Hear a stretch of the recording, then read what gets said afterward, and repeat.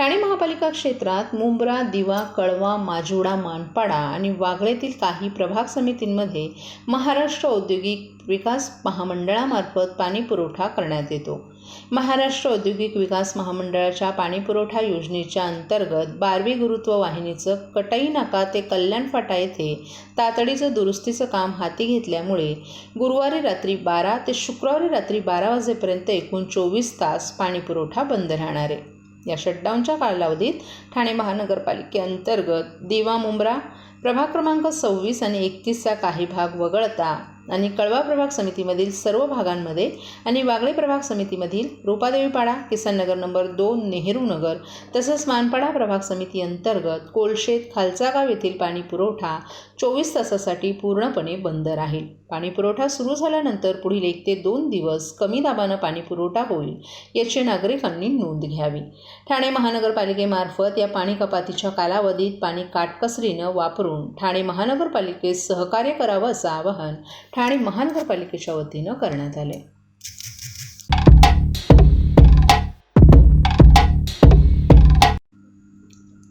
आमदार अनिल बाबर यांच्या निधनानं आपण खऱ्या अर्थानं शिवसेनेच्या समाजकार्याचा वसा चालवणारा एक अतिशय प्रभावी असा लोकप्रतिनिधी गमावला आहे, अशा शब्दात मुख्यमंत्री एकनाथ शिंदे यांनी आपल्या शोकभावना व्यक्त केल्यात. अनिल बाबर यांच्यावर शासकीय इतमामात अंत्यसंस्कार करण्याच्या सूचनाही त्यांनी प्रशासनाला दिल्या आहेत. आपल्या खानापूर आटपाडी मतदारसंघामध्ये त्यांनी शिवसेनेचं केलेलं कार्य कधीही न विसरण्याजोगे असल्याचं मुख्यमंत्र्यांनी सांगितलं. सांगली जिल्ह्यातील दुष्काळग्रस्त भागामध्ये पाणी आणण्यासाठी सिंचनासाठी त्यांनी अथक प्रयत्न केले. कृष्णा खोऱ्यातील पाणी आणि टेंभू योजना कार्यान्वित व्हावी म्हणून ते सतत झगडत होते. बेघरांना घरं मिळवून देण्यासाठी प्रयत्न करणं, रक्तदान शिबिरांचं आयोजन करणं किंवा शिक्षण संस्थांच्या माध्यमातून शिक्षणाच्या तळागाळापर्यंत केलेला प्रसार असो, अनिल बाबर यांनी एक आदर्श लोकप्रतिनिधी म्हणून काम केलं. खानापूर आटपाडी भागामध्ये शेतकऱ्यांच्या समस्यांसाठी अनिल बाबर हे कायम एका लढाऊ वृत्तीने लढले. त्यांनी या भागातील शेतकऱ्यांचे प्रश्न सोडवण्यासाठी अथक प्रयत्न केले. त्यांच्या निधनानं शिवसेनेचा एक ज्येष्ठ लोकप्रतिनिधी, आपला जवळचा सहकारी आणि मार्गदर्शक आम्ही गमावलं असल्याचंही मुख्यमंत्री यांनी आपल्या शोकसंदेशात सांगितलं.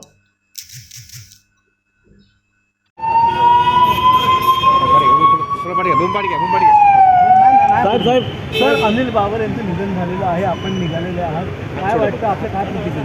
अतिशय धक्कादायक आणि दुःखद घटना आहे. आमचे ज्येष्ठ सहकारी आमदार अनिल बाबर यांचं पहाटे निधन झालं. कालच मी त्यांच्या मुलाशी बोललो, आयसीयूमध्ये होते आणि आज त्यांना जिल्ह्यावरती मुंबईमध्ये शिफ्ट करण्याचा निर्णय झाला होता. परंतु दुर्दैवाने सकाळीच त्यांचं दुःखद निधन झालं.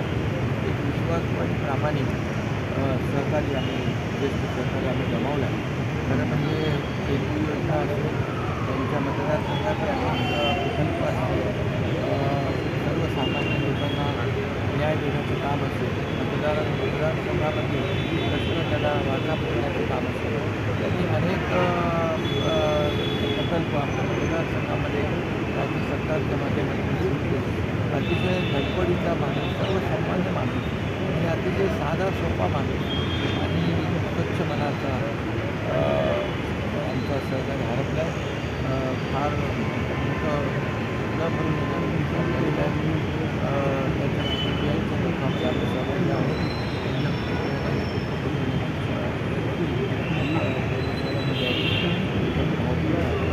तर शिवसेना संघटनेचं कसं नुकसान झालेलं आहे? शिवसेना संघटनेचं तो चांगला संघटनेतून चांगला प्रशासनाचं काम पाहणार आणि आदर्श लोकप्रतिनिधी म्हणून एक आमदार सातत्याने जो पाठपुरावा कसा करतो मतदारसंघातल्या कामांसाठी, त्याचं एक उदाहरण त्यांच्या रूपाने पाहायला मिळालं. त्यामुळे एक विश्वासू आणि संघटन चांगला कार्यकर्ता.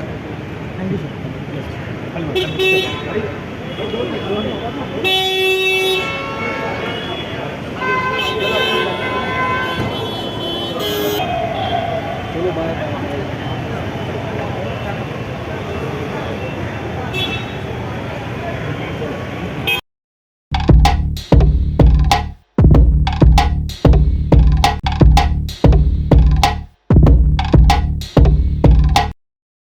ठाणेकर मालमत्ता करदात्यांसाठी करातील व्याज माफी अभय योजना 31 डिसेंबर 2023 पर्यंत मालमत्ता करावरील 100% व्याज माफ. तसेच 1 जानेवारी ते 15 जानेवारी 2024 या कालावधीमध्ये मालमत्ता करावरील 75% व्याज माफ. त्याचप्रमाणे 16 जानेवारी ते 31 जानेवारी 2024 या कालावधीमध्ये मालमत्ता करावरील 50% व्याज माफ. तरी सदर व्याज माफीच्या अभय योजनेचा ठाणेकर करदात्यांनी लाभ घ्यावा. महानगरपालिकेच्या कोणत्याही संकलन केंद्रावर कर भरण्याची सोय आहे. ATM, डेबिट, क्रेडिट कार्डद्वारे कर भरण्याची सुविधा उपलब्ध करून देण्यात आली आहे. सोमवार ते शनिवार या दरम्यान सकाळी 10:30 ते सायंकाळी 5 वाजेपर्यंत संकलन केंद्राची वेळ असून करदात्यांच्या सोयीसाठी रविवारी संकलन केंद्र सकाळी 10:30 ते दुपारी 1:30 वाजेपर्यंत सुरू ठेवण्यात येत आहे. यासोबतच ठाणे महानगरपालिकेच्या propertytax.thanecity.gov.in या संकेतस्थळावर ऑनलाईन पद्धतीने मालमत्ता कर भरण्याची सुविधा उपलब्ध करून देण्यात आली आहे. तसेच गुगल पे, फोन पे, पेटीएम आणि भीम ॲपद्वारे आपला कर सुलभतेने जमा करू शकता. ठाणे महापालिका क्षेत्रातील सर्व करदात्यांना विनंती आहे की आपण या व्याज माफी अभय योजनेचा जरूर लाभ घ्या आणि आपला मालमत्ता कर लवकरात लवकर महापालिकेमध्ये जमा करून महापालिकेस सहकार्य करा. धन्यवाद.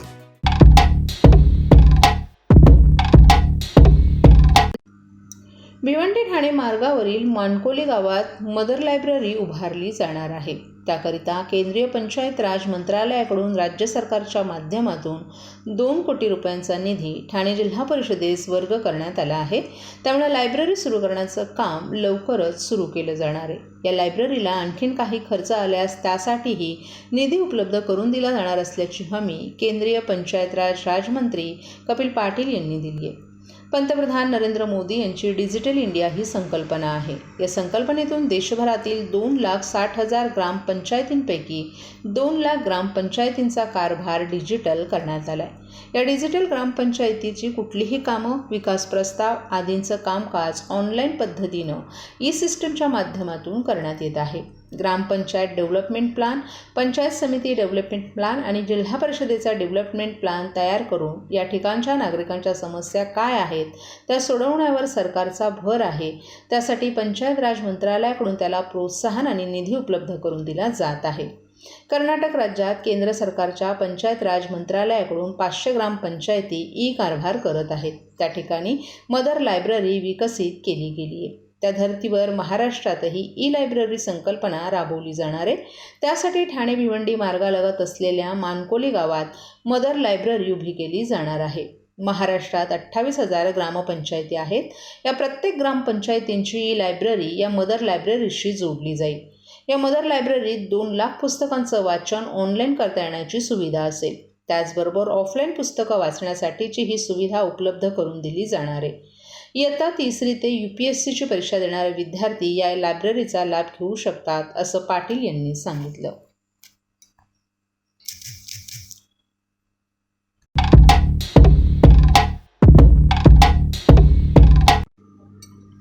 अनधिकृत बांधकामांवर कारवाई करण्याचे आदेश दस्तूरखुद्द मुख्यमंत्री एकनाथ शिंदे यांनी देऊनही ठाणे शहरात राजरोसपणे अनधिकृत बांधकामं सुरू असल्याचा बंडाफोड आमदार संजय केळकर यांनी पुराव्यानिशी ठाणे महापालिका आयुक्त अभिजित बांगर यांच्या समोर केला आहे. घोडबंदर परिसरातील धर्मवीर नगर येथील तुळशीधाम भागात महापालिकेची जागा बळकावून चक्क कंटेनर शाखा उभारण्यात आली आहे. तेव्हा तातडीनं हा कंटेनर हटवावा, अन्यथा त्या शेजारीच प्रतिकात्मक 2 कार्यालय थाटण्याचा इशाराही आमदार केळकर यांनी पत्रकार परिषदेत दिला आहे. ठाणे शहरात अनधिकृत बांधकामांचं स्तोम माजल्यानं भाजप आमदार संजय केळकर यांनी शहरातील अनधिकृत बांधकामांबाबत वारंवार आवाज उठवला असून अधिवेशनात देखील लक्षवेधीद्वारे प्रश्न उपस्थित केले होते. मंगळवारी शहरातील विविध भागातील नागरिकांनी सचित्र केलेल्या तक्रारींचा लेखाजोखा मांडत आमदार संजय केळकर यांनी महापालिका आयुक्त बांगर यांना धारेवर धरलं. अनधिकृत बांधकामांवर कारवाईचे आदेश दिले जातात, परंतु निर्ढावलेले अधिकारी कारवाई न करता केवळ मूग गिळून गप्प बसतात. मुख्यमंत्री एकनाथ शिंदे यांनी तर ठाणे शहरात सर्व महापालिकांमध्ये अनधिकृत बांधकामं होणार नाहीत आणि झाली तर या बांधकामांवर कारवाई होईल. शिवाय बांधकामांना पाठीशी घालणाऱ्या संबंधित अधिकाऱ्यांवर फौजदारी गुन्हे दाखल करण्यात येतील असंही सभागृहात सांगितलं. ही घोषणा हवेत विरता कामा नये. अशा अनधिकृत बांधकामांवर प्रत्यक्षात कारवाई होणं गरजेचं असल्याचं आमदार केळकर यांनी बजावलंय. धर्मवीर नगर येथील तुळशीधाम भागात ठाणे महापालिकेच्या जागेवर अतिक्रमण करण्यात आल्याचंही आमदार केळकर यांनी सचित्र दाखवलं. 2021 साली याच जागेवर छोटं कंपाऊंड टाकून लोकोपयोगी मूलभूत सोयीसुविधांसाठी वापर करण्याची सूचना केली होती. महापालिकेनंही या ठिकाणी स्वतःचा फलक लावून अतिक्रमण न करण्याचे निर्देश दिले होते. तरीही 24 जानेवारी रोजी या ठिकाणी भला मोठा कंटेनर ठेवून 27 जानेवारी रोजी त्या कंटेनरवर झेंडा आणि फलक झलकवण्यात आल्याचं आयुक्तांच्या निदर्शनास आणताच आयुक्तांनी तात्काळ फोनाफोनी करून कारवाईचे आदेश दिल्याचंही केळकर यांनी सांगितलं. दरम्यान राजरोसपणे अतिक्रमण करण्याची इतकी हिंमत होतेच कशी, तेव्हा तातडीनं ही अनधिकृत कंटेनर शाखा हटवावी, अन्यथा याच ठिकाणी 2 प्रतिकात्मक कार्यालय थाटण्याचा इशारा आमदार केळकर यांनी दिलाय. मुख्यमंत्री एकनाथ शिंदे तसंच सरकारनंही कुणीही असो अतिक्रमणांवर कारवाई केलीच पाहिजे असंही आमदार केळकर यांनी सांगितलं. कारवाई करणार आणि त्यामुळे मी आयुक्तांना स्पष्ट सांगितलंय, एकतर आपण हा कंटेनर त्या ठिकाणाहून हलवा, अन्यथा प्रतिकात्मक त्या ठिकाणी आणखीन 2 कार्यालय उघडली जातील आणि त्याच्यावर तुम्ही मज्जाव करू शकणार नाही. हा प्रतिकात्मक असेल. जर तुमची कंटेनर हलवण्याची हिंमत नसेल तर त्या ठिकाणी दुसरे देखील कार्यालय निर्माण केली जातील.